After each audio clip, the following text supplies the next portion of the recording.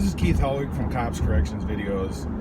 I'm driving to work today for one of my part-time retirement jobs, and I was reflecting on the last 42 years, because today is the 42nd anniversary of me entering law enforcement. I entered in corrections in 1977, and I was thinking back to my first day as a correctional officer and how I'd only planned it to be a temporary position. Well, a temporary position lasted a total of 36 years.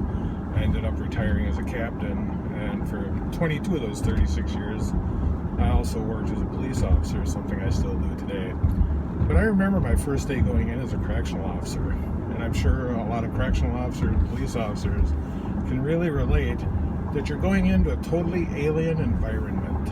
Whether it's police work, whether you're entering into a correctional facility or whatever, you don't know what to expect. The academy for corrections didn't start until after I was hired. In fact, there really wasn't an academy at that time. You just received 6 weeks on-the-job training at the institution you started at. But to say I was shakier than a beagle crap in a peach pit when I first entered in there would be a vast understatement. I remember going in for training and meeting Lieutenant Murphy and the 10 other new people that I was starting with, and none of them had any experience working as a correctional officer either. And we had no idea what we were getting into. Now, for me, I thought it was a part-time position. I was on a waiting list to be hired by the Oshkosh, Wisconsin Police Department. The future looked bright. I'd gone to school for criminal justice. I'd just gotten out of it the previous May. Things were looking pretty good for me. Well, unfortunately, Oshkosh at that time didn't have any uniformed female officers, and affirmative action kicked in, which effectively knocked me off the hiring list. So I got the job in corrections. I was married, and I needed a job, and it was something in a related field. Well, once I got into it, I found out that it was something that I really enjoyed doing. I enjoyed working with the other officers. I enjoyed working with the inmates. It was just something that I found that I really enjoyed. Were there scary moments? Oh yeah, plenty of scary moments.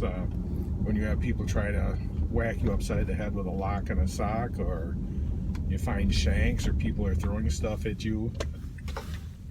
Over the course of years, I've been involved in a couple major riots. I almost held hostage in one. There were a lot of different things going on. But that first day when I went in, I really had no idea about any of it. You know, and you can sit in a classroom for 6 weeks. You can hear war stories. You can hear horror stories. You can hear all different kinds of things about it. But you really don't know what it's about until you get out there and do it. And it's the same with police work. You know, the first time I strapped on a gun as a cop, you know, it's nerve-wracking because you realize the responsibility that comes with your position. One of the things I want to kind of emphasize in this video is responsibility.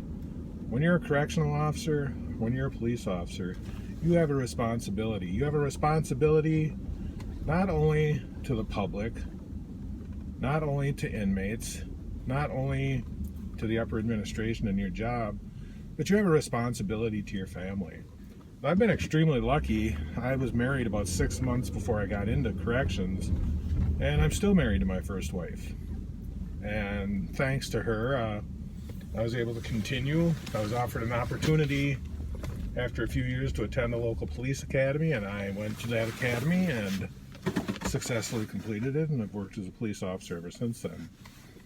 But without the support of my family, my wife, my kids, my in-laws, it wouldn't have been easy. It would have been difficult. You know, there's a very high divorce rate among correctional officers and among police officers. Equally, there's a very high suicide rate among correctional officers and police officers. So when you're talking about the responsibilities of the job, as a 42-year veteran, I can tell you one of your responsibilities is not to carry your job with you internally. You know, a lot of people say, well, I don't talk to my family about what goes on. Okay, maybe you don't, but you need to talk to somebody. You need to talk to whether it's your wife, whether it's a coworker, whatever, you need to talk to somebody. Don't do it over a bottle of whiskey at the bar, because you're going to turn into a drunk. You know, I've seen that happen to too many people. Don't internalize it, because you're going to end up eating your own gun. I've seen that happen to too many people. Take the responsibility for your life. Take the responsibility for your family. You know, after 42 years, I'm still working as a cop for 2 small departments.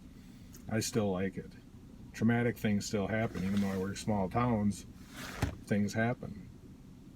And when they happen, I talk about it. Or I write about it. That's why I ended up writing 2 books.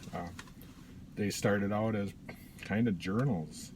You know, if something traumatic happened, I would write it down, and it ended up going into book forms.